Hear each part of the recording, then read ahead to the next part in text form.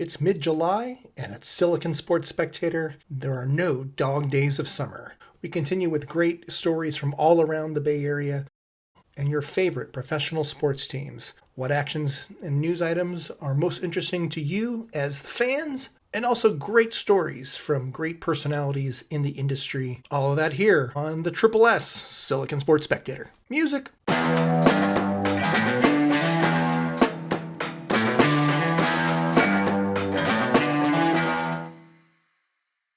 What's up, Specs? Great to have you. Another episode here in mid-July. It's an interesting time of the sports season. Begin to shift our attention to with all-star breaks and everything. It's a good time to kind of evaluate where our teams are in the standings and what actions they need to take as clubs to maybe get closer, overcome challenges. We'll take a look at some of our teams today and what they can do. Maybe kicking off with the San Jose Earthquakes, who, coming out of the MLS All-Star break, Cristian Espinoza represented the club there. The MLS All-Stars knocked off the Liga MX All-Stars. That's how they celebrated that's how the MLS did its All-Star game this year. So honestly, I did not tune in. It wasn't very compelling to me. Maybe would have been a little bit more compelling if it would have been another chance to watch Lionel Messi play, but there was that controversy that even though he was completely healthy and certainly a fan favorite to participate in the All-Star game, he did not, as is his prerogative. MLS does have a rule that says that if he was healthy and opted not to play, that he would be suspended at least for one game. Whether or not they're going to suspend their top star for such an offense is yet to be determined. I think they're definitely taking it under consideration about what kind of exceptions. But on the Earthquakes, we don't have a lot of these big name stars to worry about so much. But we're doing okay. Right now, considering we were a league worst last year, or maybe in the last 2 years, come to think of it. It's nice to have us actually in a playoff spot. They're equivalent of the play-in game, so we're at the lowest seed in the West, and the number 9 seed, we'd get to play an extra match to determine if we get that final playoff spot or not. The Quakes still doing pretty well offensively. They're no longer the top-scoring team in terms of goals for, but I think they're third or so. Inter Miami, where Lionel Messi plays, has taken over that at this point in the season. They've been on fire lately, but also, and at least for me, this was a big surprise, is San Diego FC, a club that's just 2 years old in MLS. They are the top team in the West right now and looking very balanced but also dominant really on both ends. So watch out for them. The Earthquakes, it's hard to say what do they need here. I suppose a little bit more consistency on the defensive end. There have been times, too, where we've had games where just this offense that we've been known for has been stalled out. And when we have good offensive games, we tend to go all in, going 3-4 plus goals in a game. But then there'll be these duds where we get 1 or 0 in a match. So I think part of this, too, is going to come back to, I think we're getting healthy at the right time, and we'll see what comes up. Next up for them is an important match this weekend against Real Salt Lake. It's an important one because right now Real Salt Lake sits just above us in the standings, so it'd be an important win there to win them. I also mentioned that we do have San Diego coming up. Then we kind of get into a difficult stretch where we play some of the top teams out in the West. We have matches against Vancouver, San Diego FC in back-to-back games. So a tough stretch coming up, but we'll see how the Quakes can fare. Another league coming right out of their All-Star break is the WNBA. Our Valkyries kind of limping into that All-Star weekend on a kind of a bad 3-game losing streak right now. They looked really good, but now we've dipped out of a playoff spot, dipped below a losing record, still liking where we are, and it's just coming out of a tough stretch, but we need to right the ship here. If you haven't done so, do check out a game in person. It is a great vibe and frankly a great value as well, too.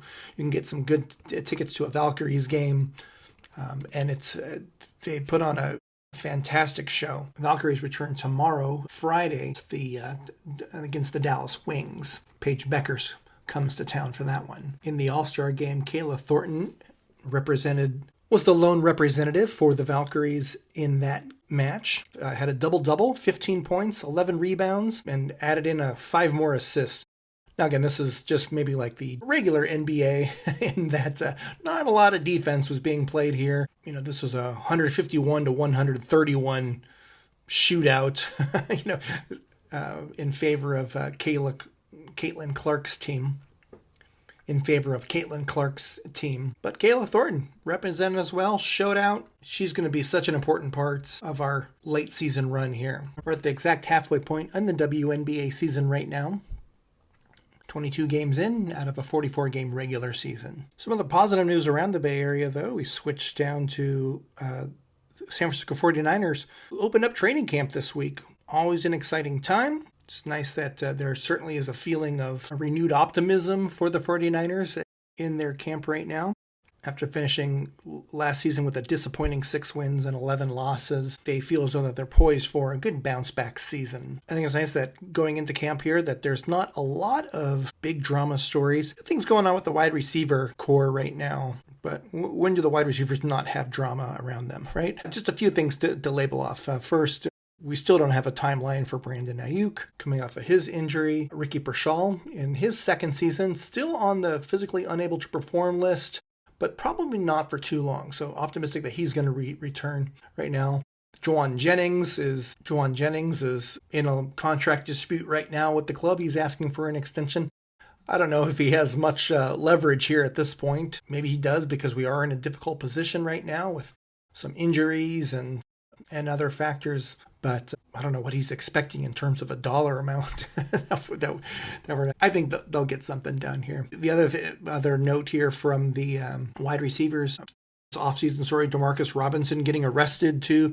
Still unsure about what's going to happen there. I think he's eligible to play at this point, but that could change. There could be some discipline coming down from the league or team level at some point, whether it's just a couple games or more than that. We'll see. I think in part of that, what the 49ers did this week, actually to address maybe some of these question marks in the wide receiver core, is they signed Equanimous St. Brown. First of all, that is a fantastic name. But if you recognize it, he's the brother of All-Pro receiver Amon-Ra St. Brown. Equanimous has been a journeyman in the NFL. Most recently, last year, was with the New Orleans Saints. Only played 2 games with them last year. Prior to that, he was with Chicago and then the Green Bay Packers. His best season coming with the Green Bay Packers back in 2022. Not expecting too much from this signing, but again, it's good to have some veteran depth there. I'll be keeping an eye on the 49ers and their camp stories, reporting any exciting news that may arise out of that. Tune in, so keep those subscriptions up. We'll report on those. Some tougher news here around the Bay Area. Kind of all coming out of the Giants camp. First of all, just some fond farewells. First of all, an RIP to Bill Newcomb. Bill Newcomb was the managing partner for the Giants for a few years, especially during the championship year of 2010. Very recognizable face. Was right there when we won that first trophy. And as I got to know a little bit about his bio, he right now had a great career and professional contributions. He was the key lawyer for Microsoft for a lot of years, especially defending the antitrust lawsuits that they faced many years ago. So that was where his career was. But then in retirement, not only did he do this work with the Giants and playing that important role too, but had a big part working for a nonprofit organization called the World Justice Project that he was the founder and CEO of. World Justice Project did a lot of great work helping developing countries, especially from a legal standpoint. So Bill Newcomb, rest in peace. Thank you for your contributions. Another sad goodbye from the Giants organization, and that is to Alex the Great, the Therapy Bunny. If you'd been to Giants games and you see this giant bunny always there taking pictures and so forth, he's also been a mainstay at other Bay Area events, including Warriors games or NASCAR events. He was always around. Little furry guy was always up for a photo, and people loved it. It was just definitely a fan favorite. So after a short but memorable stint, we think of Alex the Great. Well, I had been building up a pretty negative critique against the Giants here. They'd really been struggling coming out of the All-Star break. Had a 6-game losing streak. Got swept by the Toronto Blue Jays. It's pretty bad, but we've just begun to bounce back a little bit. Had 2 strong showings here against the Atlanta Braves, taking 2 of 3 against them, including 2 games where we scored 9 runs each. So the offense picking up there a little bit. Devers reports to first base. It was something that we weren't sure that was going to happen, but he's playing first base and looking healthy and got some pop back in his back. He had a 2-home-run game against the Braves the other day. How important is it to have his bat? On the downside, though, our pitching, which has been so strong lately, Aiden Birdsong, right from our rotation, had this awful start against Toronto and so forth. Ends up after that performance, it gets optioned to AAA. It gets demoted down there. We make a couple call-ups. So what was once the strong point of the Giants with their pitching rotation, now, I don't know, beginning to show a couple weaknesses. We'll see how this bounces back. One more Giants story, and this kind of allows me to transition into my sports business segment, is that did you catch the Giants over the last couple of weeks? They've had a couple games on Sundays on the Roku channel exclusively. And now I have Roku devices in my house, so I was able to watch these with no problem. Nationally televised broadcasts, you get a different crew and different way of watching. Not bad. They did a good job with it, all in all. But I'm wondering from a fan perspective, how you liked it. Were you able to catch it? Was it a frustrating experience? Because I think the only way you could watch the game was on a Roku device, if I'm correct. Maybe if you had I don't know what exactly it was like on the mobile experience, but it's not uncommon now that these leagues, any of the sports leagues, really, the more broadcast partners, the better. That's important money for the clubs, very lucrative contracts at that. It doesn't surprise me that the MLB has made this partnership with Roku directly, but on the other side, from the fan experience, where it's just so many options and so many subscriptions and devices that you need to have specifically to watch your favorite teams. What was that like? Was that a frustrating experience? Tell me, leave me a comment. Let me know what that was like for you. If you want to rant against it, we can dive a little bit deeper into it in future episodes. I mean, speaking about another league that requires its own subscription, MLS, of course, exclusive deal, watching all league matches through Apple TV. I have that subscription as well. Chip in an extra over there.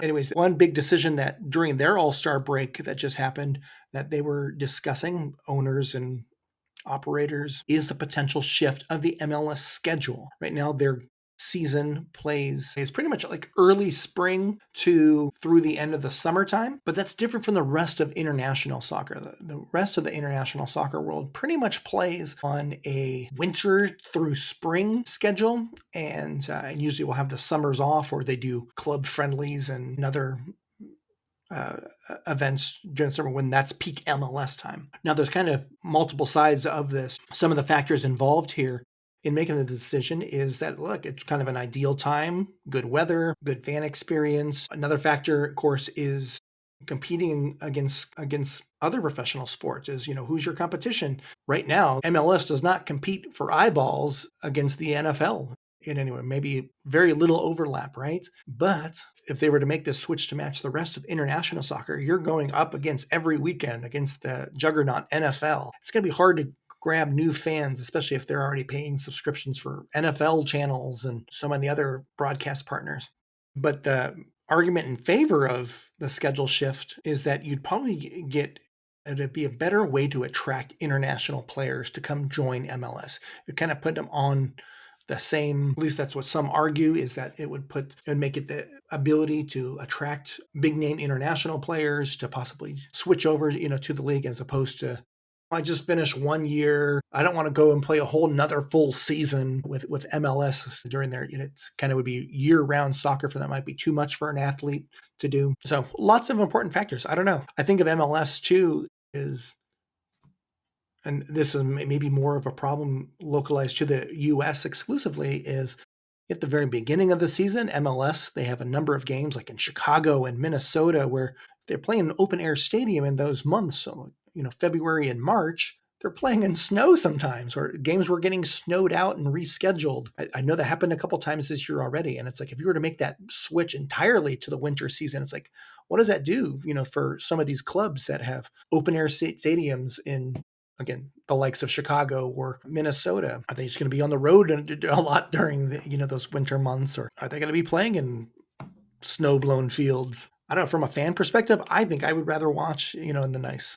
I think of this as a warmer weather sport, but that's because of my American bias, and it's fun going out there in the summertime. So these All-Star breaks are great for leagues getting together, owners, general managers, whoever, in the middle part of the season to talk about these important matters. And another one was, of course, with the WNBA's break. Hot topic here was the expiring collective bargaining agreement between the players union and the league. And it's unfortunate that this is looking pretty dire, actually. Right now, the sides seem pretty far apart. The league, of course, is growing a lot, have a lot of positive things to report, but they're still losing money. A new media deal is hugely important. I think the players are going to get more money out of this, but I think they're looking for huge jumps in pay, and that's just not going to happen, unfortunately. Just the league isn't quite there yet. All these positive steps, new franchises, new record viewerships, new media deals, all that is great, but you're still digging out of a hole. You still have partners that you have to pay.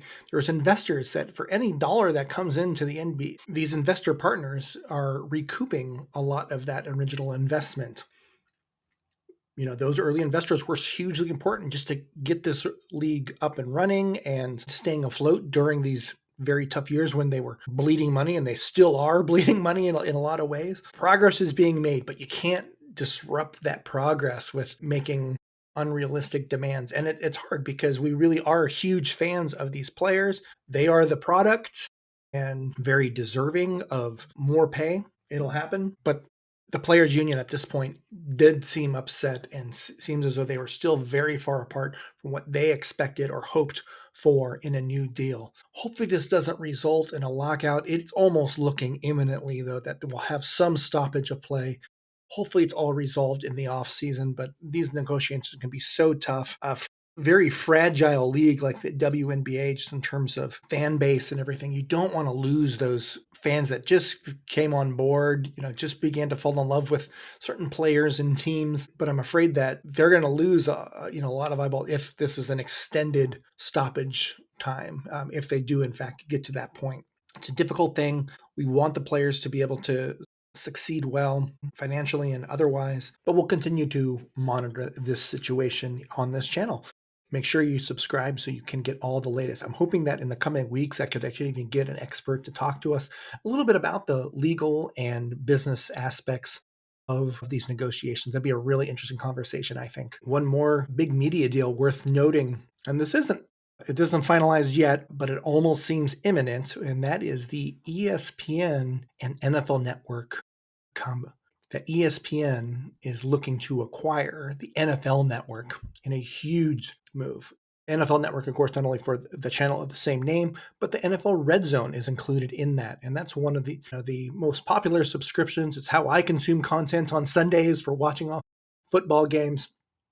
And, you can imagine ESPN, I think, would do a good job with it, but what makes me concerned or curious about how they're going to go about this is, what does that mean in terms of another subscription? Right now, I pay a subscription for the NFL Network and Red Zone through my cable provider, or YouTube TV in my case. But that's an additional premium subscription that I pay for. I don't know what it is, $20 a month or during the football season. But what's that going to look like? Especially, ESPN has already moved towards a streaming only deal. What is it, $40 a month for outside of your cable provider? You can have all of ESPN's content. Is that going to be the mandatory thing? Do I need a new subscription or an additional one? To be able to watch the Red Zone if this happens. Really curious deal. I don't know. I love these discussions and the business side of our sports. So I hope you mind me going to, monitoring this each week. Well, let's talk about some fun stuff, some sports you can actually see here locally. So on the horizon, we have the Bay Area Panthers, the top team in the IFL. Yes, Indoor Football League. Bay Area Panthers are the number 1 seed heading into the playoffs. They kick off the playoffs on Saturday, August 2nd, right at SAP Center, their home field. If you're a fan of indoor football, whether it was the time when the SaberCats were here or want to check out this league, it is definitely worth going. I think the tickets are a great value, and you see some exciting, high-scoring football. I think this is the ticket that I want to get. The Bay Area Panthers, the top seed in the IFL. Watch out for them. Also, Bay FC on Sunday the 27th, they're going to face the Urawa Red Diamonds. That's Japan's top team, the reigning champions from Japan's women's league. So watch out for that. They come to town and will be playing at PayPal Park this Sunday. I think I also mentioned last week that down in Monterey this weekend, if you're looking for something to do, a fun road trip, might be down to Monterey to check out Laguna Seca and the Indy cars coming to town for the Grand Prix. That looks like an incredible. That happens all this weekend. And lastly, I have another interview lined up this week that's going to drop most likely on Saturday. So watch for that interview. This is an interview with my buddy Joel, who is an audio engineer working any number of different sports broadcasts. I should say that you've heard his work, I'm sure, just whether you watch the All-Star game for baseball or the WNBA's All-Star game.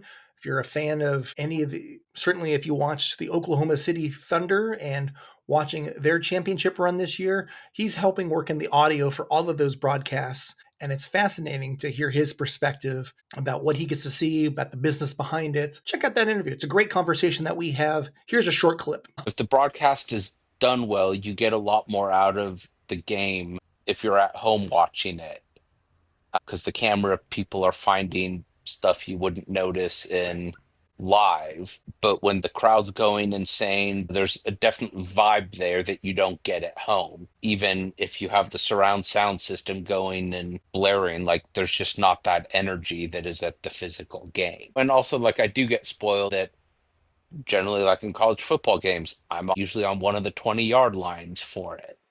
So I get to sit right there and watch it and hope I don't get run over. All right, that's Joel for you. He is a good longtime friend, and I encourage you to check out that entire conversation dropping very soon in a couple days. More and more, this podcast is growing. I'm loving it. I have a lot of great interviews just like that one lined up, probably on a pace. I'm almost thinking every other week, I'm hoping to have an interview. And now these could be names that are, sometimes they're just friends of mine who have great stories and their experience as fans, but others might be connected to the business of sports. I have an athlete coming up and have an interview lined up for that, which I'm really excited to share. A professional athlete onto the show for the first time, building up some nice credibility with this channel. So thank you. But do tell me in the comments, what kind of interviews would most interest you? What conversations or stories do you want to know about? I'm happy to go to try to hunt those down. And certainly the more followers I get, the easier it is for me to make that case, though, for it. I've been doing a lot of outreach, inviting people to come to the show or inviting them just to at least check out the show. And encourage you to do the same. Share my podcast. That helps with the growth. That helps us build credibility and get even better conversations. I love your support. I love all of you. Thank you so much. For Silicon Sports Spectator, I am the Joe Machine. Play me out.